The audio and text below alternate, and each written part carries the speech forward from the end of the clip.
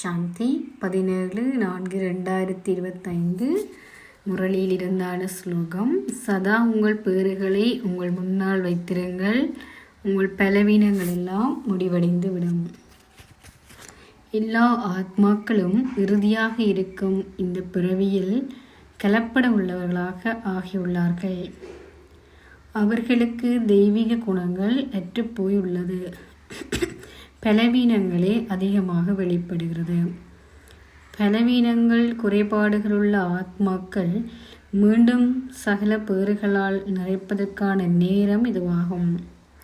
இந்த சங்கம யுகத்தில் நாம் எவ்வளவுக்கு அதிகமாக ஞானத்திலும் யோகத்திலும் முன்னேறுகின்றோமோ அவ்வளவுக்கு பேறுகளை அனுபவம் செய்ய முடியும். இந்த ஒரு பிறவிக்கு மாத்திரமல்ல, எதிர்வரும் 21 பிறவிக்கு எமக்கு கிடைக்கப் போகும் பேறுகளை நாம் நினைவு செய்யும் போது இப்போது நாம் கொண்டிருக்கும் பலவீனங்கள் என்பது ஒரு பெரிய விஷயம் அல்ல. தற்சமயம் இவ்வளவுக்கு நாம் எமக்களுள்ள பலவீனங்கள், குறைபாடுகள், விகாரங்களை இல்லாமல் செய்கின்றோமோ அவ்வளவுக்கு எமக்கான பேறுகளை நாம் நிச்சயித்து கொள்ள முடியும்.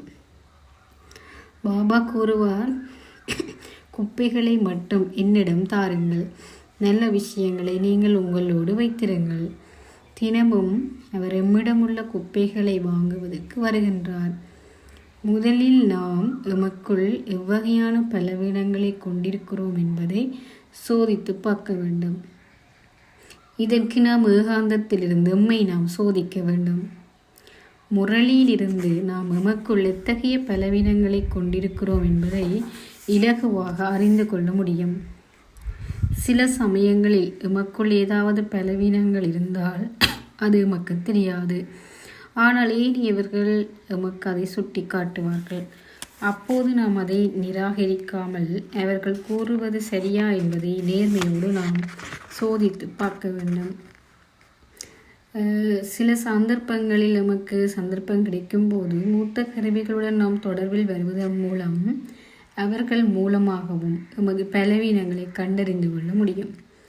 பலவீனங்களை அகற்றுவது என்பது நாம் சதோப்பிரதான் ஆகுவது போன்றதாகும். இந்த ஒரு அக்கறையை நாம் கொண்டிருக்க வேண்டும். இதுவே எமக்கு நன்மை பயக்கக்கூடியது. அதே சமயம் ஏனையவர்களுக்கான நன்மையும் இதில் அடங்கியுள்ளது. நாம் எமது பலவீனங்களை அகற்றும் போது எமது ஸ்திதி உயர்வடைகின்றது. நாம் முன்னேற்றம் அடையும் போது இயல்பாக ஏனையவர்களின் முன்னேற்றமும் அதில் அடங்கியிருக்கும். ஓம் சாந்தி.